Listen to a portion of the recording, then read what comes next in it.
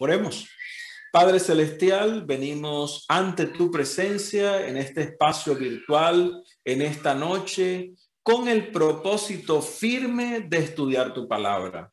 Nos acercamos en este momento para darte gracias por la vida, por la salud, pero también, Señor, por el sostenimiento que nos has dado en medio de las crisis y las circunstancias difíciles que hemos pasado en medio de esta pandemia. Familias enteras que han perdido seres queridos, que están pasando por situaciones complejas en las finanzas, en la salud, en lo emocional, entre otras cosas, oh Dios. Y es por eso que queremos pedirte en este momento que tu Santo Espíritu venga y se haga presente en nuestras vidas, en nuestras familias, en nuestros hogares. Oro, Señor, por mi hogar. Oro, Señor, por el hogar de cada amigo, amiga que está aquí presente. Oro, Señor, por los hijos. Oro, Señor, por cada persona que se reúne en familia en esta noche para estudiar tu palabra. Abre nuestra mente, danos, Señor, entendimiento, el Espíritu Santo para comprender el mensaje que tú tienes en esta hora para nosotros. En el nombre de Cristo Jesús. Amén, amén, amén, amén. Muy bien, es un privilegio, como les dije una vez más, estar aquí para compartir con cada uno de ustedes este espacio de estudio de la Biblia. Y bueno, estamos listos ya para estudiar en esta hora la palabra del Señor. Y por eso en este momento nos disponemos a abrir la Biblia para encontrar un mensaje de bendición. Bien, antes que nada quiero contarles una corta historia que está registrada en la Biblia y refiere a una experiencia que vivió el rey Salomón. La voy a parafrasear un poco para no leer, vamos a leer bastante hoy, así que voy a parafrasear un poco este momento. La historia dice que de repente el rey está en la sala de audiencia, el rey era el juez en ese tiempo. De hecho, se decía, y con mucha razón, porque así lo dice el Señor, que Salomón era el hombre más sabio del mundo.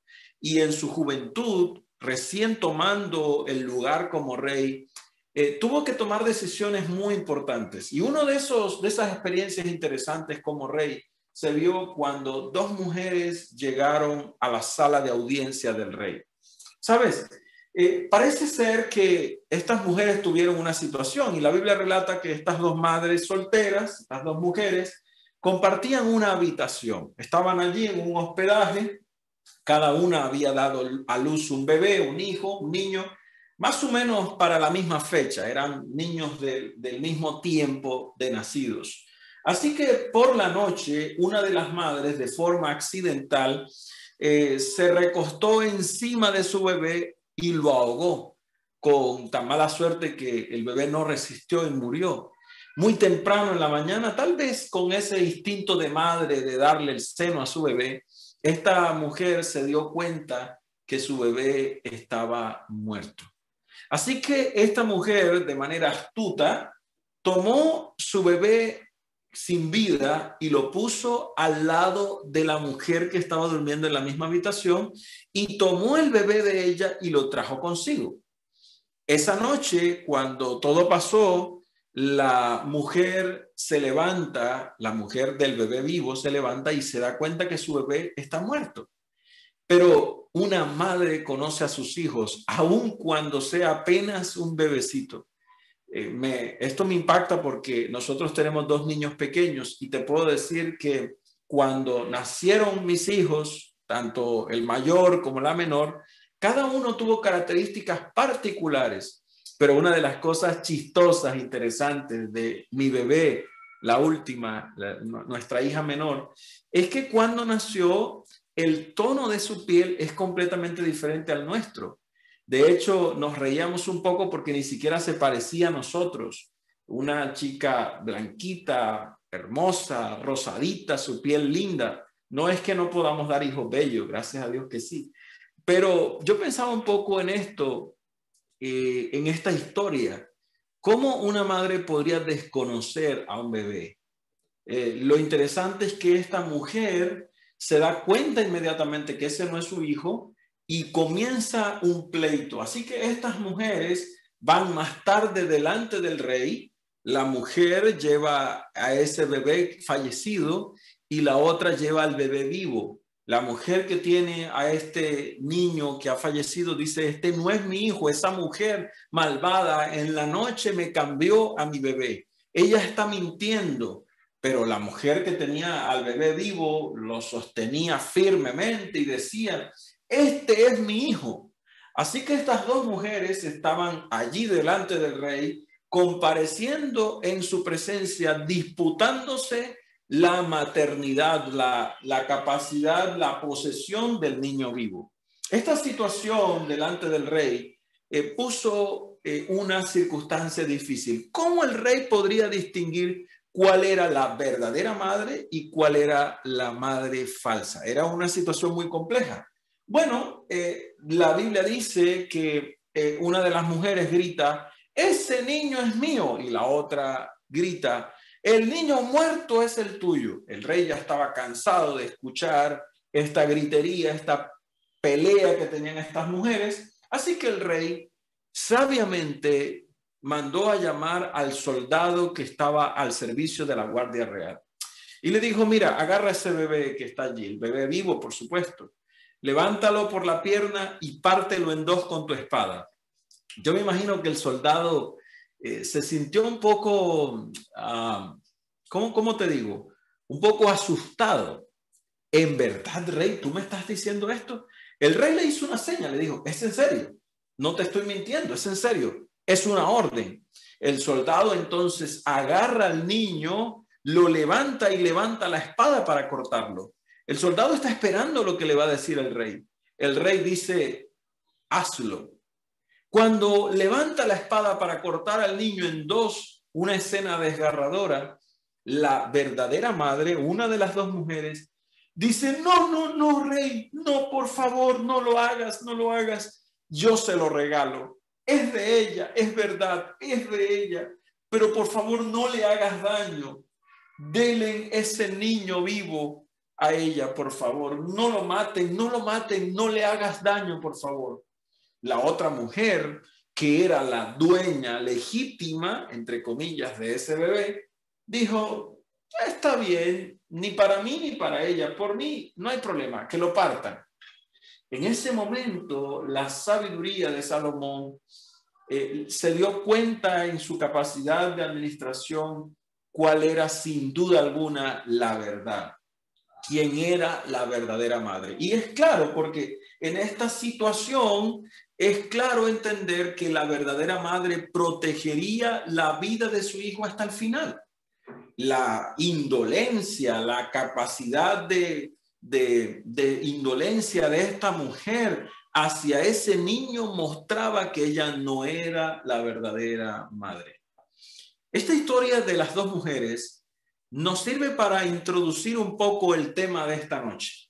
Porque en la Biblia, aunque esta es una historia de dos mujeres reales, dos mujeres físicamente representadas en un momento específico, con una problemática difícil entre las dos, también la Biblia presenta, y podríamos leer varios textos, lo vamos a hacer en el transcurso del estudio de hoy, la Biblia representa a la mujer como un símbolo de la iglesia. De hecho, en Jeremías capítulo 6, versículo 2, en Hebreos capítulo 4, versículo 12, podemos encontrar un poco más de evidencia de esta situación. Jeremías 6:2, nos recuerda que la hija de Sión, en este caso Jerusalén, la iglesia de Dios, es llamada como una mujer, una delicada y bella mujer. Dios hablándole de la destrucción de su pueblo, de su iglesia, de su nación santa. Pero hay muchas otras referencias donde en la profecía la mujer representa una iglesia. Y claro, de esa manera yo pienso y miro y entiendo que no había una mejor forma de introducir esta historia que recordar ese momento, esa situación que Salomón vivió. Ya Juan decía hace un momento con Jessica, como los presentadores allí al iniciar, de la cantidad de religiones que hay en el mundo. El cristianismo es apenas una de ellas y estaremos hablando un poco de este tema. ¿Cómo saber entonces cuál es la iglesia verdadera del Señor? ¿Qué dice la Biblia, la palabra de Dios, sobre la iglesia verdadera? Y yo quiero decirte algo muy importante. Mira, yo no vine aquí a decirte a ti si tú estás en una iglesia falsa. Yo no vine aquí a decirte a ti si tú estás en una iglesia verdadera. Tampoco he venido en esta noche a autoproclamar que mi iglesia es la iglesia verdadera. Yo hoy he venido en esta noche a estudiar la palabra de Dios contigo para que Dios nos indique cuáles son las características de la iglesia verdadera. Y tú tendrás que sacar tus propias conclusiones, tendrás que tomar tus propias decisiones basado en la palabra de Dios. Porque cuando nosotros interiorizamos la palabra de Dios y lo hemos estudiado estos días, la palabra de Dios tiene un impacto sobre nuestro corazón, sobre nuestra vida y sobre nuestras decisiones espirituales y de cualquier índole. Así que cuando vamos a la Biblia, lo primero que debemos entender es que la verdadera iglesia de Dios está representada en el Apocalipsis. Y quiero que vayas conmigo a Apocalipsis, el capítulo 12. Y allí vamos a mirar un poco cómo se describe la iglesia verdadera de Dios. La Biblia presenta allí en los versículos 1, 2 y 5, el versículo 1 dice: apareció en el cielo una mujer vestida de sol, una gran señal, ¿cierto? Una mujer vestida de sol con la luna debajo de sus pies y sobre su cabeza una corona de 12 estrellas. Y esta mujer, dice el versículo 2, que estaba encinta, en embarazo, y clamaba con dolores de parto en la angustia del alumbramiento, lista para dar a luz. Así que la característica como se presenta esta mujer, esta iglesia de Dios en el Apocalipsis, es muy interesante porque hay símbolos en este lugar y hoy vamos, tal vez la primera vez, aunque ya hemos mencionado la palabra símbolos, pero tal vez es la primera vez que estaremos usando estos símbolos como un elemento de soporte para el estudio de una profecía. Y quiero decirte que hay elementos en la profecía que son simbólicos, netamente simbólicos. Son elementos que se representan en otras verdades y Dios ha usado esta herramienta, estos símbolos, para que otras verdades sean también manifestadas a cada uno de nosotros. Así que cuando vamos a la Biblia encontramos a esta mujer con unas características. En Apocalipsis 12 allí encontramos que esta mujer está vestida con el sol, la luna y las estrellas. Bien, la Biblia dice en el capítulo 5 de Mateo, el versículo 14, si vienes conmigo a Mateo 5:14, lo dice claramente, dice la palabra del Señor: vosotros sois la luz del mundo. La luz del mundo. Esta mujer está vestida de la luz de Dios, pero también esta mujer está representando esa luz que la rodea, por la cual está vestida y está cubierta, está representada en los hijos de Dios que denomina Jesús somos nosotros. O sea, todo, en este caso, los apóstoles, los hijos del Señor, la iglesia verdadera, el Señor dice, está constituida como la luz del mundo, la que trae claridad. Por lo tanto, también esa luz que trae claridad es la palabra de Dios. Y si tú vas al Salmo 119, también vamos a encontrar que la palabra de Dios, Salmo 119, que es el salmo más largo de la Biblia, de paso, el capítulo más largo de la Biblia, dice el versículo 105 que la Biblia, la palabra de Dios, es como una lámpara, una luz, una lumbrera en el camino. Así que esta mujer, esta iglesia verdadera de Dios, está compuesta por los hijos de Dios, iluminada por la palabra de Dios. Además, dice que está vestida del sol, está rodeada y cubierta con el sol. ¿Y a quién representa el sol de justicia? Salmos 84, el versículo 11, nos recuerda que ese sol de justicia representa a Cristo Jesús, el sol y escudo que es Jehová. Dios es ese sol y es ese escudo verdadero que nos protege. Malaquías capítulo 4, el versículo 2, habla del nacimiento del sol y lo llama el sol de justicia. Malaquías capítulo 4, el versículo 2. Y la palabra del Señor dice allí: mas vosotros, los que teméis mi nombre, para ustedes nacerá el sol de justicia, hablando de Jesús. Así que esta mujer, la iglesia verdadera de Dios, está rodeada de los hijos de Dios. Los hijos de Dios hacen parte de esta iglesia verdadera. Está basada en la palabra del Señor, por supuesto, y además su base está en el sol de justicia. Está vestida de esa luz, de ese sol de justicia que es nuestro Dios Cristo Jesús. Ahora, además de eso, tiene la luna debajo de sus pies, y la luna, que es el reflejo del sol, que representa el reflejo del sol, también entonces estará en ese reflejo del sol de justicia que es Cristo Jesús. ¿Y cuál es ese reflejo, esa sombra, esa reflexión que presenta? Bueno, reflexión de la luz, ese espejo que significa la luna, entonces, si es el sol de justicia.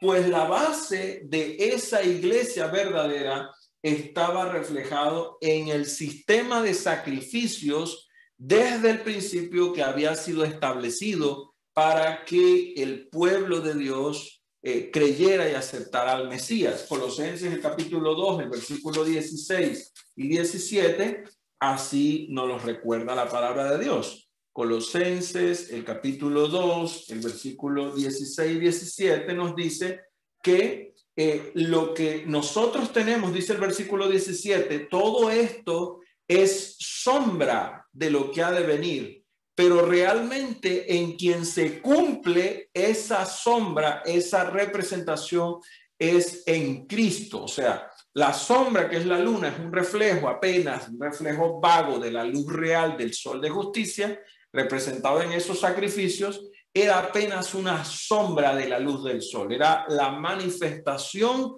durante todo el Antiguo Testamento de lo que sería Cristo Jesús, el Dios, el Salvador, el Mesías. Ahora, también nosotros encontramos dos estrellas, ¿cierto? Dos estrellas allí alrededor de esta mujer, y esas dos estrellas en su cabeza específicamente representan el liderazgo de la iglesia. Están representando las 12 tribus del Antiguo Testamento, están representando los 12 apóstoles en el Nuevo Testamento. Eso no tiene ninguna discusión y vamos a estar hablando un poco más de ello. Y finalmente dice que el hijo de esta mujer, lo acabamos de leer, regirá con vara de hierro a todas las naciones.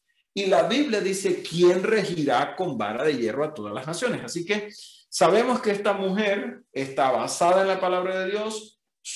Lo que le rodea anuncia al Mesías, ¿cierto? Además tiene reflejando el sol de justicia, que es Cristo Jesús, que es nuestro Dios. Y además de eso, su base se da desde la antigüedad con las tribus de Israel y con los 12 apóstoles. Entonces, eso es casi como blanco lo pone la gallina detrás de la puerta. ¿Qué es? Estamos hablando de una iglesia. No podemos confundir el símbolo con el cumplimiento, porque podríamos decir, oh, esa mujer representa a María, la madre de Jesús. Sí, de manera específica, directa, podríamos decirlo, pero inmediatamente estudiamos el contexto.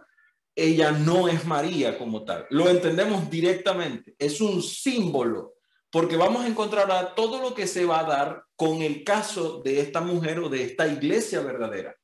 Esa iglesia verdadera está representada desde la venida de Jesús, porque habla de su nacimiento, la espera de la llegada de Jesús, ese dolor de parto que tiene la mujer esperando que el Mesías llegue. Y cuando el Mesías llega, regirá con vara de hierro, dice la Escritura, allí lo acabamos de leer. Y el Salmo 2, los versículos 7 al 9, nos recuerdan, nos establecen precisamente de ese reino de Jesús, de ese reino de nuestro Dios, que será establecido con una vara de hierro. Salmos 2, 7 al 9 dice, yo publicaré el decreto. Jehová me ha dicho, mi hijo eres tú, yo te engendré hoy. Por decreto es llamado el Hijo de Dios, dice el versículo 7. Pídeme y te daré por herencia las naciones y como posesión tuya los confines de la tierra. Y el versículo 9 dice, los quebrantarás con vara de hierro, como a vasija de alfarero los desmenuzarás. Está hablando del poder y la influencia del Hijo de Dios, que por decreto fue declarado unigénito de Dios. Bueno, eso es un tema muy amplio, pero lo estudiamos hace poco. El Hijo único de Dios vino, que fue declarado por decreto, dice la Biblia en Salmos capítulo 2, versículo 7. Un decreto, en otras palabras, Dios se hace llamar el Padre y llama a su Hijo, a Jesús el Hijo único, a ese Mesías. Entonces, cuando yo veo todas estas características, yo entiendo que Apocalipsis capítulo 12, versículo 1 al 13 está hablando de la iglesia verdadera de Dios. Pero ojo, porque también la Biblia presenta un contraste, y ese contraste es la iglesia falsa de Dios. Y por eso yo estoy hablando de la historia de dos mujeres. Y vamos a ampliar un poco más esto, pero yo quiero que quede muy clara esta introducción, porque yo me imagino que tú tienes papel y lápiz, que tienes tu cuaderno, que estás tomando notas. Así que vamos a mirar un poquito ese contraste. En la Biblia también se habla de otra mujer. Y si vamos a Apocalipsis también, el capítulo 17, el Señor le muestra a Juan, el profeta Juan, el apóstol Juan, allí en el capítulo 17, otra mujer.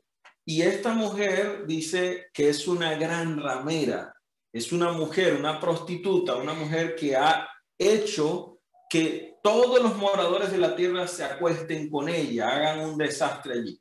Bueno, dice el versículo 1 en adelante, dice, ven acá y te mostraré la sentencia contra la gran ramera que está sentada sobre muchas aguas, Y bueno, la Biblia en la profecía me dice que las aguas son muchedumbres. Estamos hablando proféticamente de que esta mujer, esta iglesia, está sentada sobre multitudes. Es una religión mundial, no solo mundial, porque la verdadera iglesia también es mundial, pero esta tiene muchedumbre siguiendo a este sistema, a esta iglesia, a este modelo falso de adoración.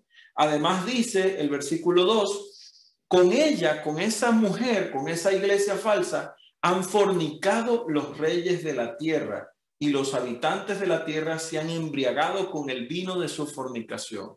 Esta mujer, esta iglesia falsa, esta falsa adoración, también hace alianzas humanas, alianzas políticas con reyes a través de toda la historia y en la tierra. Y dice en el versículo 3, me llevó en el espíritu al desierto y vi una mujer sentada sobre una bestia escarlata llena de nombres de blasfemia, que tenía 7 cabezas y 10 cuernos. Y la mujer estaba vestida de púrpura escarlata, adornada de oro, piedras preciosas, y tenía en la mano un cáliz de oro, que son las abominaciones de las inmundicias, de su fornicación. Y en su frente tiene un nombre, se llama Babilonia la Grande, la madre de las rameras y de las abominaciones de la tierra. Entonces, esta mujer contrasta completamente con la mujer de Apocalipsis 12, porque en Apocalipsis 12, volviendo una vez más a Apocalipsis 12, yo encuentro a una mujer que está siendo perseguida por un dragón, y dice el versículo 2, versículo 3 también dice que el gran dragón escarlata que tiene 7, estoy en Apocalipsis 12:3, ese gran dragón escarlata que tiene 7 cabezas y 10 cuernos, dice el versículo 4, ese dragón se paró enfrente de la mujer que estaba a punto de dar a luz a su hijo, tan pronto como naciera, y vino a perseguirlo, ¿sí o no? Vino a acabarlo, a perseguirlo, a atacarlo. Y dice así el versículo 9, esa serpiente que engaña al mundo fue a atacar, fue a destruir, a intentar destruir a esta mujer. Así que tenemos dos mujeres, la iglesia verdadera de Dios, que es perseguida por el enemigo, que es atacada por el enemigo, pero que su base está en un sistema de doctrinas bíblicas verdaderas y establecidas en la palabra de Dios. Pero, por contraste, tenemos a esta prostituta, esta gran ramera, que está en Apocalipsis 17:3, y esta mujer, esta prostituta, esta gran ramera, está cubierta con nombres blasfemos, y la bestia en ese versículo es la misma bestia que aparece en otro capítulo de la Biblia y en Apocalipsis 13. Es una descripción igual, es una descripción, dice, esta gran mujer de alguna manera está sentada encima del anticristo, está sentada encima de la falsedad, está sentada encima de todo aquel que va a destruir. Y esas 7 cabezas representan esos 7 imperios mundiales, esos 7 imperios de la profecía que estaremos estudiando en esta serie. No te puedes perder ninguno de los temas. Así que tenemos 2 mujeres, 2 iglesias, la iglesia verdadera, la iglesia falsa de la profecía. Ambas están interrelacionadas. De paso, teóricamente, estudiando un poco más profundo, podríamos decir que de la misma iglesia verdadera nació la iglesia falsa, porque es una forma de tergiversación de la adoración verdadera. Y es un tema muy interesante para analizarlo. Por lo tanto, tenemos que estar muy atentos para entender qué es lo que dice la Biblia sobre la iglesia verdadera sin que yo vaya a confundirme. Porque el nombre Babilonia, como tal, la raíz de la palabra Babilonia viene de una palabra que se llama Babel, y recuerdan ustedes esa torre de Babel que significa confusión.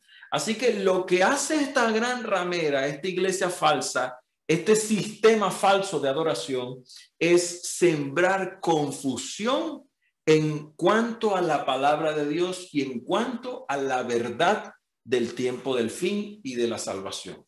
¿Te das cuenta que es importante entonces entender en la Biblia qué dice la Biblia sobre la iglesia verdadera?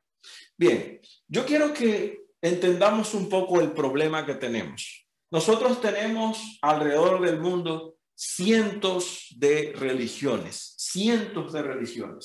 Algunos se clasifican de acuerdo a lo que creen o de acuerdo a cómo ellos ven a Dios. Y en estas grandes clasificaciones tenemos a las religiones monoteístas como el cristianismo, el judaísmo, ¿cierto? El islam, que se basan en la experiencia de la creencia de un único Dios. Tenemos también religiones no teístas, ¿cierto? Que no reconocen ni aceptan la existencia de dioses omnipresentes o universales. Y 2 buenos ejemplos de esto podría ser el budismo y el taoísmo, por ejemplo. Allí tendríamos esas 2 grandes religiones. O también podemos hablar de otras que que le otorgan roles o características a elementos naturales, a características a las personas mismas. En otras palabras, esto es un estado mental en el que no se cree en Dios. No estamos hablando de politeísmo como tal, sino de un grupo de personas que más bien hablan de manifestaciones naturales y otras cosas más. Dios es todo, por ejemplo, dice el panteísmo, etcétera.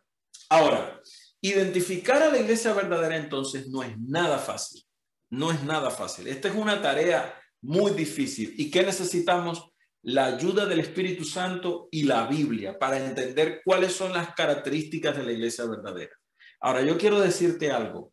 Es probable que yo hoy no aborde todas las características de la iglesia verdadera, pero vamos a usar lo que la Biblia nos ha entregado para puntualizar las características de esa iglesia verdadera en el tiempo del fin, porque nos interesa entender la iglesia verdadera en nuestro tiempo. Dios siempre ha tenido un pueblo, desde el principio. Llamó a Abraham, hizo con él una nación, un pueblo.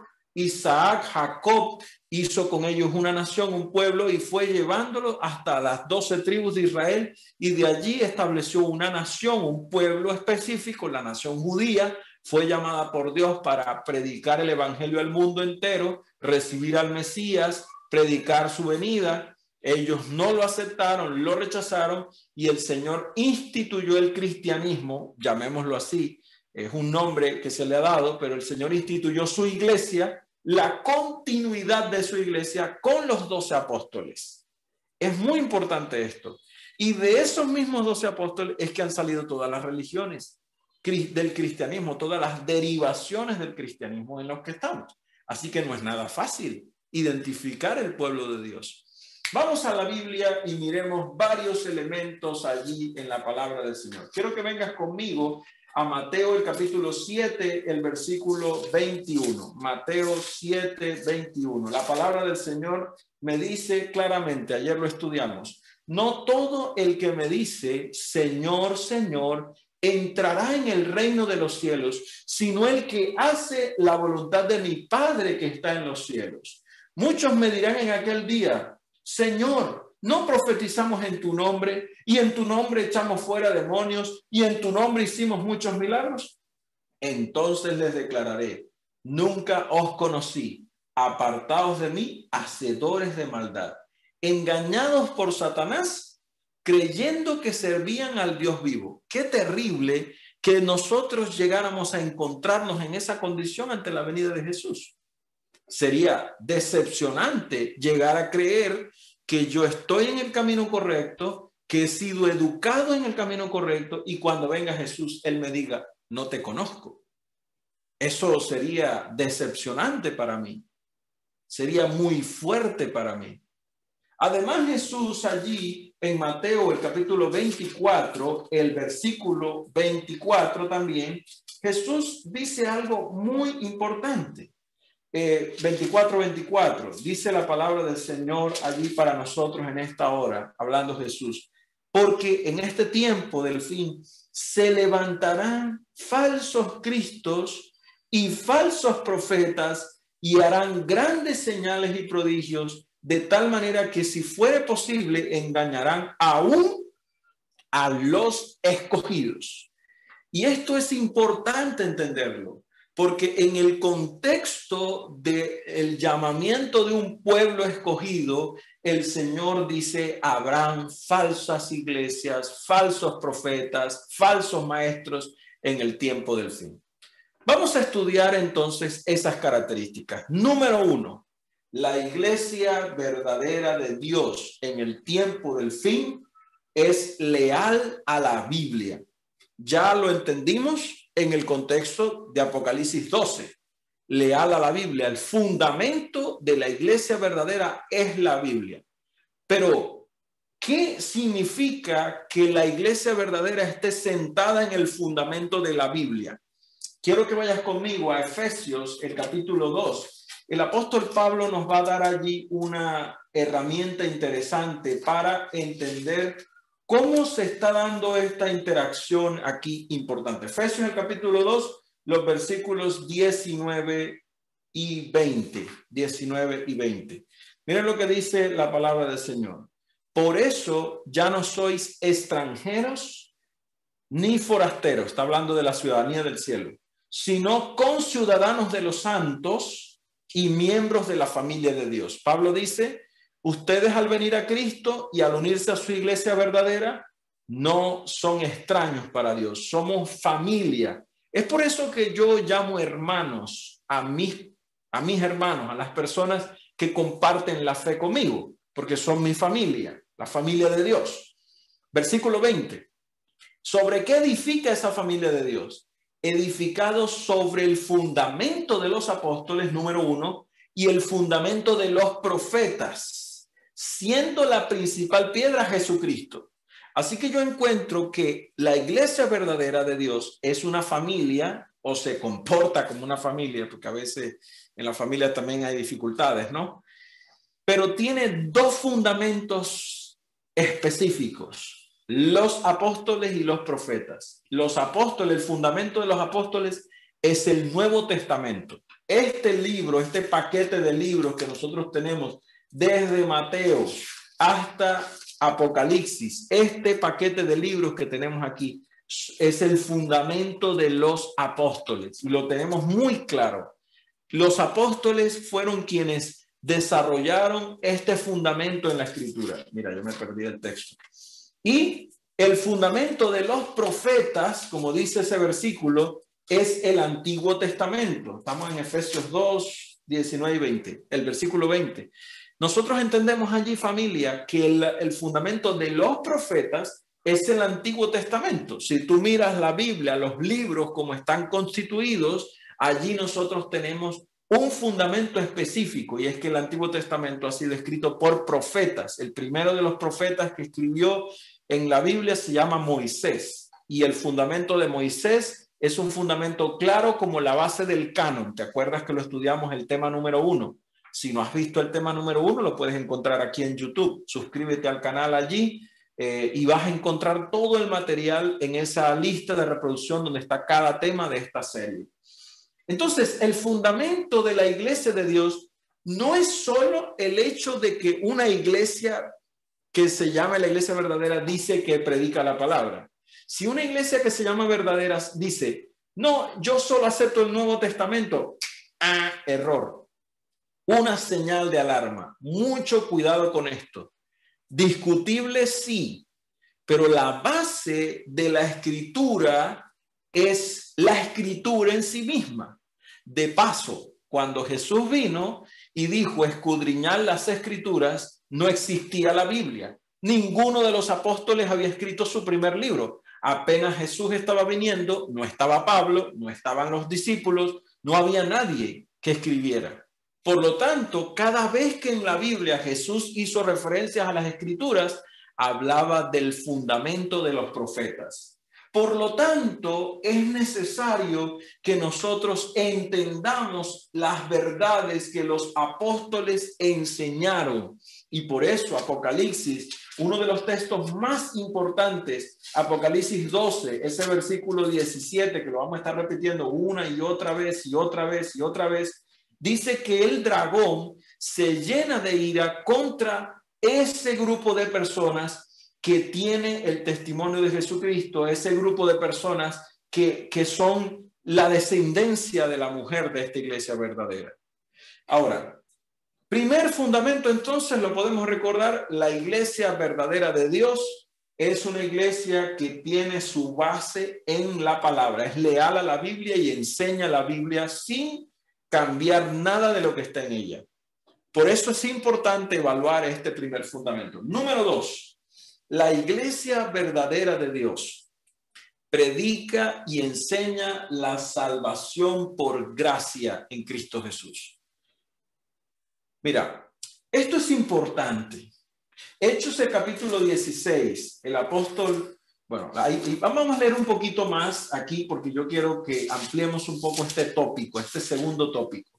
Hechos capítulo 16, versículos 30 al 31. Mira lo que sucede aquí en este contexto. Porque él lo saca y les dice, estamos hablando aquí de este centurión, de esta persona que está ahí a cargo de la cárcel. Él saca y le dice, señores, ¿qué debo hacer para ser salvo? Y ellos le dicen, cree en el Señor Jesucristo y serás salvo tú y tu casa, dice el versículo 31. Así que ellos allí, dice, en ese momento, creyeron y fueron salvos. Mira lo que sucede. Le hablaron de la palabra de Dios, versículo 32, le hablaron de la palabra del Señor a los que estaban en la casa, y en ese mismo momento lavó las heridas de estos fugitivos, de estos presos, perdón, y se bautizó en ese momento con todos los suyos. Y mañana vamos a hablar un poquito del bautismo, porque no es solamente un tema de práctica, de fe. Pero aquí nosotros encontramos cómo la salvación, la base sobre la cual se construyó la iglesia original de Dios, esa iglesia que Jesucristo estableció, es la fe en Cristo Jesús. Cree en el Señor, ¿qué? Jesucristo. Así que si tú conoces o identificas tu religión o una iglesia o una práctica de fe que no acepta a Jesucristo como Salvador, error, una señal de alarma que hay que identificar. Es muy importante, muy importante. Hechos capítulo 4, el versículo 12, la palabra de Dios me dice enfáticamente, versículo 12, 4:12, En ningún otro hay salvación. No hay un nombre debajo del cielo dado a los hombres en quien podamos ser salvos, sino en Jesucristo. En Jesucristo. No hay otro nombre, no hay nada debajo del cielo en quien podamos ser salvos. El versículo 11 así lo añade. El versículo 11 dice precisamente que Jesucristo es esa piedra que fue rechazada, es la cabeza del ángulo, es quien está al frente de la iglesia. Así que no puede haber una iglesia que se proclame la iglesia verdadera si ésta no tiene su base en la fe de Jesucristo. Además, número 3, la iglesia verdadera de Dios enseña la segunda venida de Jesús. Repasemos los dos primeros principios. Número 1, tiene su base en la palabra de Dios. Número 2, predica y enseña la salvación por gracia en Cristo Jesús. ¿Correcto? Ahora, número 3, nosotros entendemos allí que la iglesia verdadera enseña la segunda venida de Jesús. Juan capítulo 14, y esto es una enseñanza que no instituyeron los apóstoles, instituyó Jesús. En el versículo 1 en adelante dice, Juan 14:1, dice Jesús, no se turbe vuestro corazón. Creéis en Dios, creed también en mí. En la casa de mi Padre muchas moradas hay. Y si así no fuera, yo les hubiera dicho, voy pues a preparar lugar para vosotros. Y si me voy y preparo lugar, vendré otra vez y los tomaré a ustedes, os tomaré a mí mismo, para que donde yo esté, vosotros también estéis. Así que la iglesia verdadera de Dios predica la segunda venida de Jesús. Una iglesia que no cree en la segunda venida de Jesús, error, ahí cierto, una señal de alarma y la lucecita roja está prendida diciéndote, cuidado, cuidado, cuidado. Tenemos suficientes evidencias en la Escritura y en esta serie vamos a estudiar un poco más cómo será esa segunda venida. Vamos a estudiar un poco más, que es lo que hemos hecho hasta ahora, cómo será ese estudio de la Biblia para que no nos confundamos. Y vamos a estudiar un poco más otras características de la iglesia verdadera del Señor. Muy importante. Ahora, resumimos entonces, la iglesia verdadera del Señor, primero, cree en la Biblia, su base está en la Biblia. Número 2, predica y enseña la salvación por gracia en Cristo Jesús. Número 3, la iglesia verdadera predica y enseña la segunda venida de Cristo Jesús, el Mesías, para salvar a su pueblo del pecado y terminar con este problema que tenemos en la humanidad. Ahora, número 4, y esto es clave, importante. Aquí está la base de una serie tremenda de conflictos que ha sufrido la iglesia verdadera. Y la Biblia dice en Juan capítulo 14, el versículo 15, que la iglesia del Señor, que ama al Señor, debe guardar sus mandamientos. Juan 14:15 dice, el Señor Jesús, si ustedes me aman, guardarán mis mandamientos. En otras versiones mucho más conocidas, si me amáis, guardad mis mandamientos. La iglesia verdadera de Dios guarda, los mandamientos de Dios. Disculpen allí, guarda los mandamientos de Dios. La iglesia verdadera de Dios es una iglesia que no deja atrás los mandamientos del Señor. Ahora, ¿por qué esto es importante? Porque Apocalipsis 12, que es donde encontramos la descripción más directa de esa iglesia verdadera, dice que, capítulo 12, versículo 4, Apocalipsis capítulo 12, y vamos a leer el versículo 17, que es lo que estamos estudiando, la base, ¿sí? Dice que el dragón se fue a hacer guerra contra los descendientes de esa mujer, contra la mujer y contra un resto, un remanente, un grupo pequeño que había quedado de esa mujer. ¿Y cuál es ese resto? ¿Cómo los describe? Guardan los mandamientos de Dios. Así que una iglesia una religión, una denominación que cree que los mandamientos de Dios han sido abolidos o uno de ellos ha sido abolido o los 10 mandamientos ya no están vigentes, cierto, error. Hay que ponerle cuidado, esa alarma, esa alerta. Es muy importante tener en cuenta esto. Es muy importante poder establecer la base del por qué los mandamientos de Dios son una de las características más importantes del pueblo de Dios en el tiempo del fin.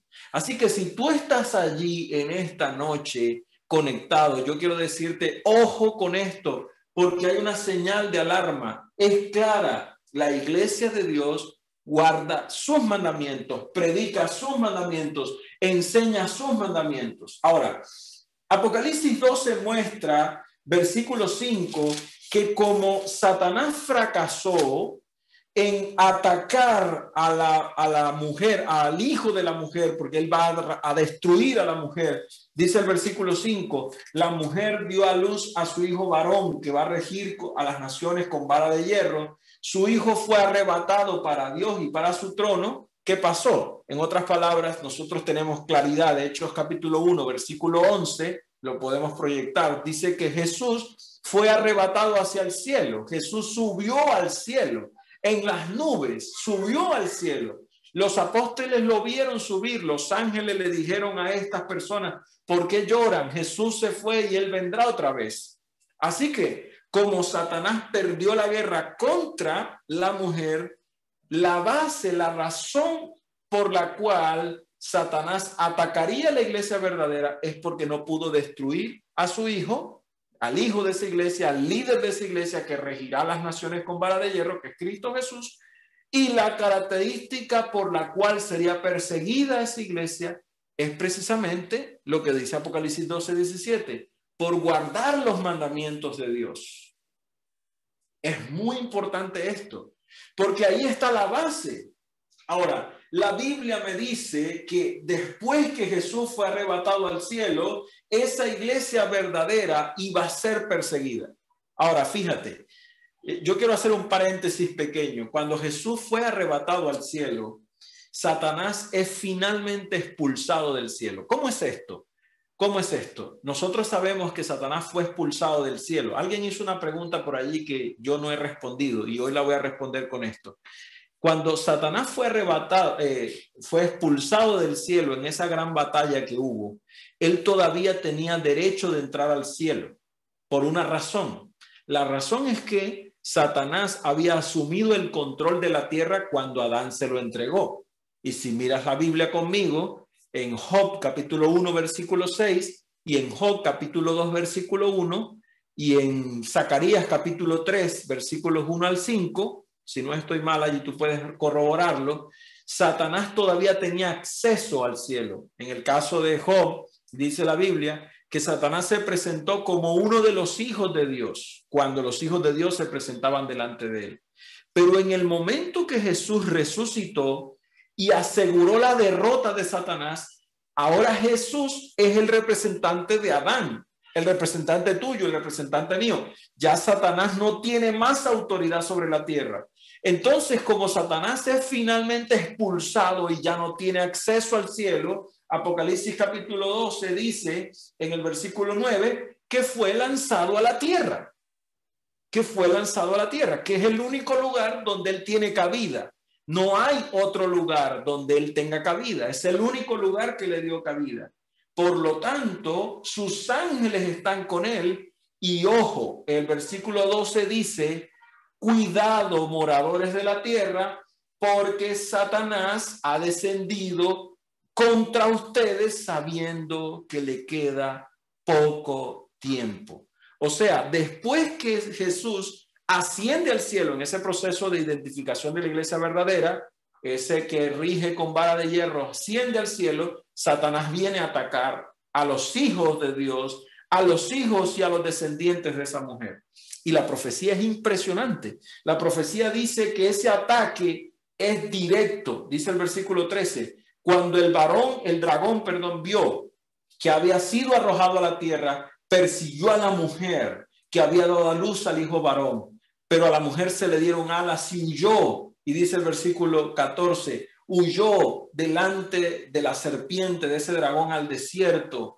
Y la Biblia habla de un tiempo en el cual sería perseguido. Y sabes, exactamente esta profecía, y lo estudiaremos más adelante con más detalle, hace una referencia directa a la persecución que el imperio romano, en base de cada uno de estos emperadores, por más de 42 meses, en el periodo de 42 meses, 1260 días descritos ampliamente en la profecía, una persecución histórica que tú puedes encontrar en la palabra de Dios, que puedes encontrar en diferentes escritos históricos. Esa persecución donde la iglesia verdadera tuvo que esconderse en las cavernas, eran llamados herejes por abrir la Biblia, eran asesinados con guillotina, las personas fueron perseguidas en una cruzada, en una guerra contra el pueblo de Dios. Sin embargo, recuerda que sobre ese dragón que persigue hay otra mujer.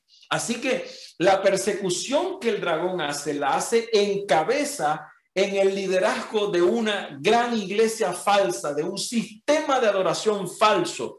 El sistema de adoración falso persigue al sistema de adoración verdadero. Es por eso que la iglesia verdadera de Dios siempre se ha llamado un remanente, un pueblo pequeño, un grupo de personas que puede que esté en diferentes lugares, inclusive en diferentes iglesias, pero tiene estas características. Las características más importantes, Apocalipsis 12:17 así lo confirma. El dragón se llenó de ira contra el remanente, contra el resto, dice el capítulo 12, versículo 17. Ese grupo que guarda los mandamientos de Dios y tiene el testimonio de Jesús. Por lo tanto, otra de las características fundamentales de esa iglesia verdadera no solo es que tiene los mandamientos de Dios, sino también que tiene el don profético, el regalo de Dios, el espíritu de profecía para presentar mensajes al mundo. Y así lo dice la Biblia. Apocalipsis 12:17 lo dice. Guarda los mandamientos de Dios y tiene el testimonio de Jesucristo. Y Apocalipsis 19, el versículo 10 me dice que el testimonio de Jesucristo es el espíritu de la profecía. Eso me dice el capítulo 19 de Apocalipsis, el versículo 10. El espíritu de la profecía. Así que es importante que nosotros entendamos esto. Pero me quedan dos características que son fundamentales. Y estas van a hacerte abrir un poco tus ojos, tu mente. Yo creo que ya tú estás haciendo una comparación. Yo creo que ya tú estás estableciendo la identificación de una iglesia verdadera de Dios.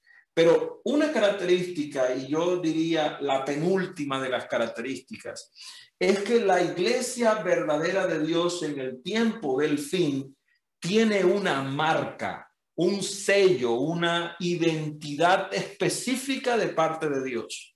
Y es que en ese proceso de guardar los mandamientos de Dios, la Biblia dice, ven conmigo a Ezequiel, el capítulo 20, el versículo 20. Ezequiel. Capítulo 20, el versículo 20. Ezequiel está después de Jeremías, es un profeta, precisamente hablamos del fundamento de los profetas. Ezequiel 20:20 dice, santificad mis días de reposo y sean por señal entre mí y vosotros, dice el Señor, para que sepáis que yo soy Jehová vuestro Dios. ¿Qué es una señal que identifica al pueblo de Dios y que hace que Dios vea a ese pueblo como suyo? Que ese pueblo verdadero, que es iglesia verdadera, guarda el día de reposo de Dios. Interesante, interesante. La Biblia lo dice, no lo digo yo. Y añadimos otro versículo, ¿te parece? Ven conmigo a Isaías capítulo 58 y vamos a leer los versículos 13 al 14. ¿Qué dice Isaías 58, 13 al 14? Ahí mismo está cerquita. Si retrajeres del día de reposo tu pie para hacer tu voluntad y en mi día santo, y lo llamas delicia, santo, glorioso de Jehová, y lo veneras, no andando en tus propios caminos, ni buscando tu voluntad, ni hablando tus propias palabras, entonces te deleitarás en Jehová, y yo te haré subir sobre las alturas de la tierra, y te daré a comer la heredad de Jacob tu padre, porque la boca de Jehová lo ha hablado. Así que la iglesia verdadera de Dios cumple la voluntad del Señor también, guardando el verdadero día de reposo. Y hay un texto que es impresionante. Yo creo que ese texto no te va a dejar ninguna duda de lo que yo te estoy diciendo. Ayer estudiamos la ciudad colosal, la Nueva Jerusalén. Mira lo que dice Isaías 66, 22 y 23. La iglesia de Dios verdadera en la tierra nueva seguirá guardando el verdadero día de reposo. Y dice el versículo 22 y 23, porque como los cielos nuevos y la tierra nueva que yo hago permanecerán delante de mí, dice Jehová, así permanecerá vuestra descendencia y vuestro nombre. Y de mes en mes y de día de reposo en día de reposo vendrán todos a adorar delante de mí, dice Jehová de los ejércitos. Amén.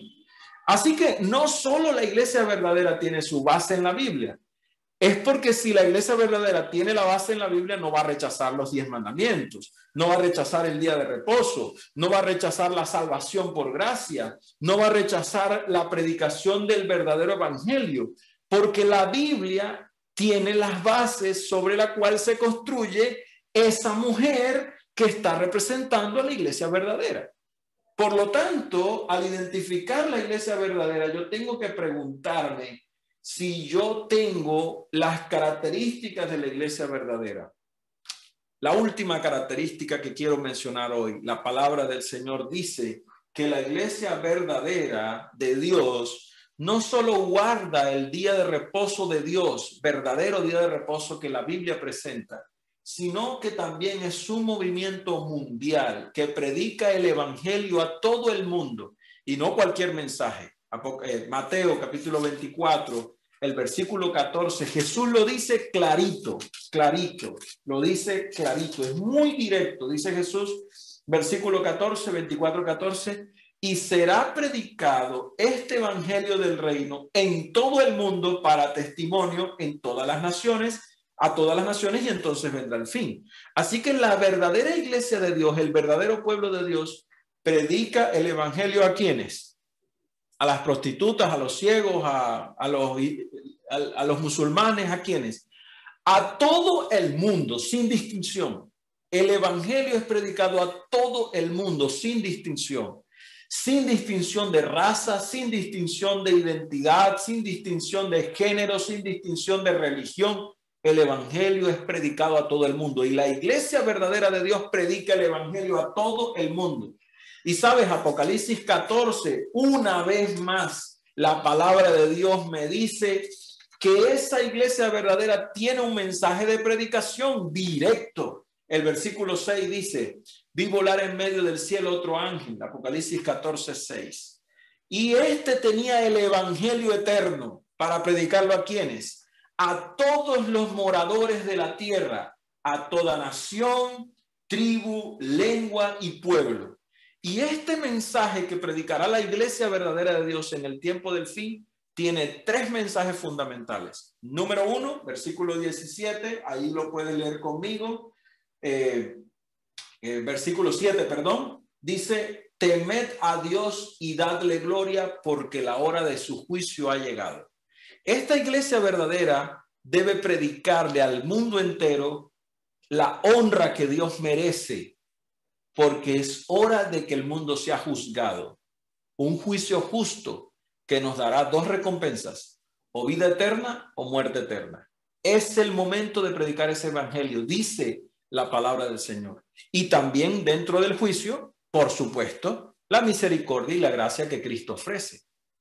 Pero añade en ese mismo mensaje número 1 de ese ángel, de ese mensaje distintivo de la iglesia final, dice, esa iglesia verdadera, en ese primer mensaje predica también la adoración al Creador. Así dice el versículo 7 en su segunda parte.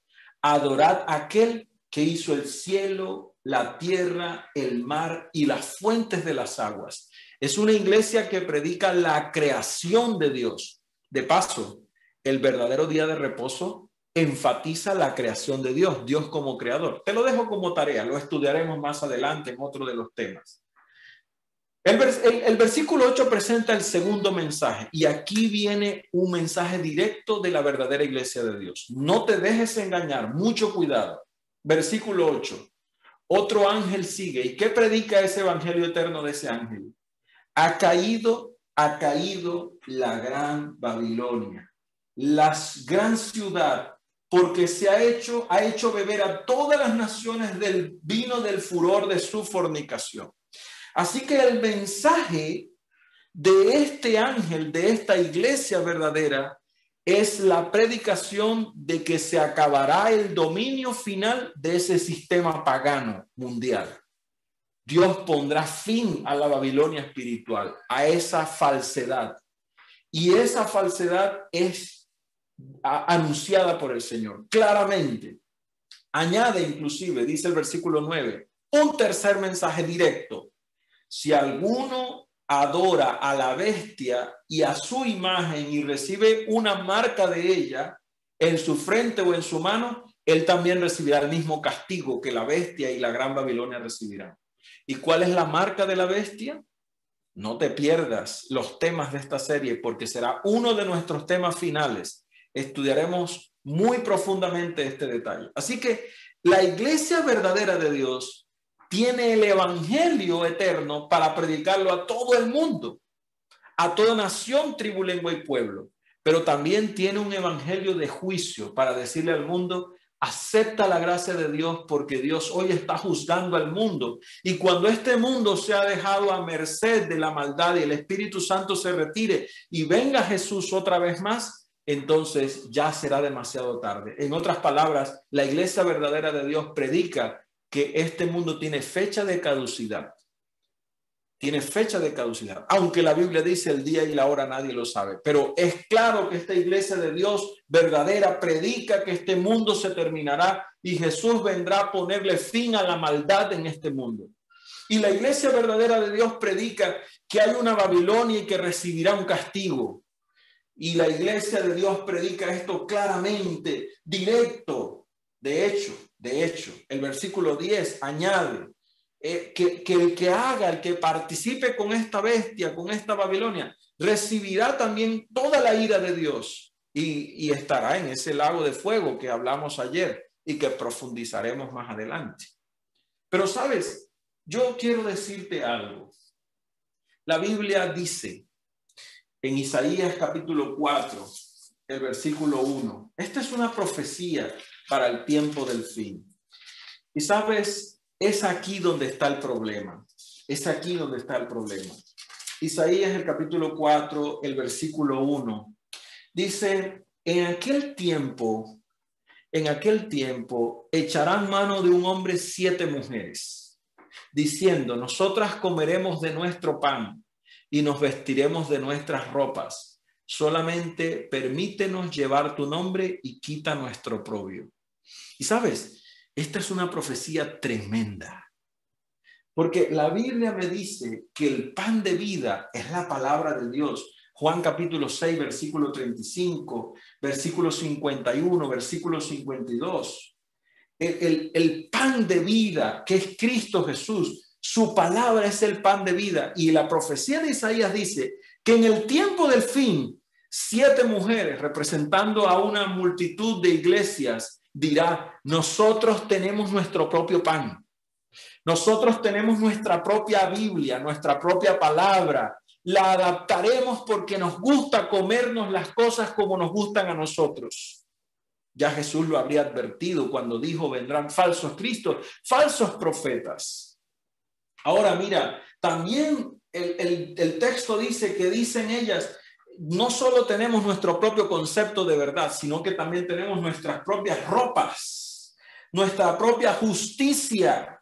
Nos cubriremos nosotros solos con la justicia nuestra. con las obras, con las penitencias, con la adoración falsa, con lo que sea, pero esa es mi adoración. La iglesia verdadera de Dios no es una iglesia que se viste con su propia ropa o que prepara su propia palabra. La iglesia verdadera es una iglesia que basa sus creencias en la palabra de Dios. No tergiversa los mandamientos de Dios, no cambia la ley de Dios, no intenta abolir los mandamientos de Dios. No, la iglesia verdadera de Dios es una iglesia que tiene su fundamento en la Biblia y solo la Biblia. Ahora, sabes, la Biblia dice, la palabra del Señor en Juan, el capítulo 10, el versículo 16, Jesús dice, y esto es algo maravilloso, alguien hizo esta pregunta, creo, me parece que alguien había hecho esa pregunta por ahí en el chat. Juan capítulo 10, el versículo 16, ¿sabes qué dice Jesús? Juan capítulo 10, 16, tengo ovejas que no son de este redil. A esas ovejas también yo voy a traer. También oirán mi voz y habrá un solo rebaño y un solo pastor. En el tiempo del fin, el Señor está llamando a un pueblo, a una iglesia, a un grupo de personas que se interesen por estudiar la Biblia tal cual como es, que vuelvan a Él el verdadero pastor, que no tergiversen la adoración verdadera y se dejen engañar por los falsos profetas.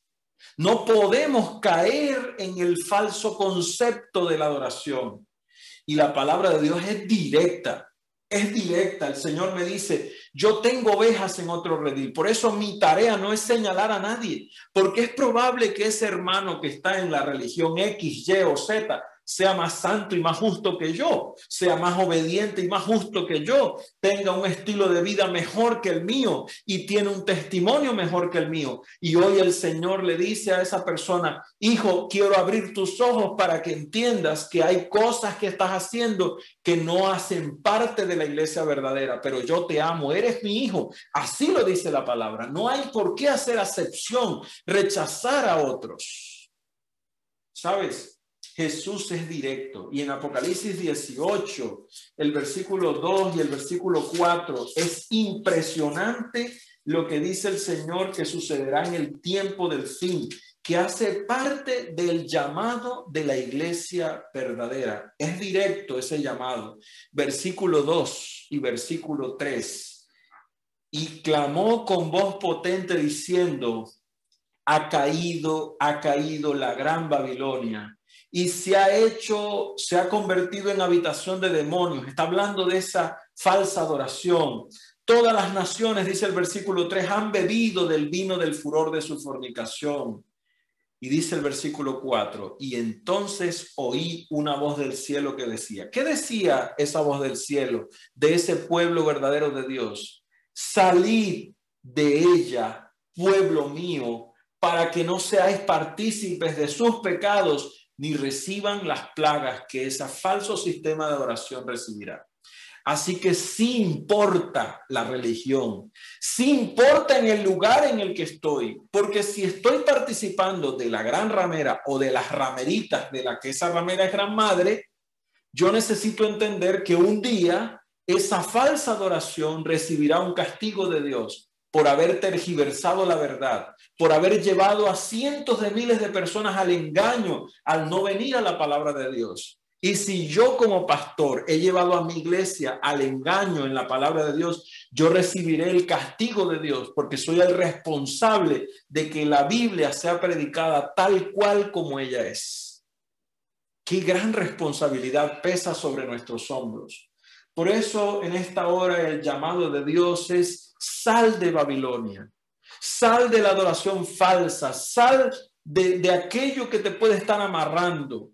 Hebreos, el capítulo 10, el versículo 25. Hay un llamado hermoso de parte de nuestro Señor. Y me encanta cómo la palabra de Dios presenta este llamado. Jesús se acerca a nosotros y nos dice, la iglesia es importante, no dejes de congregarte.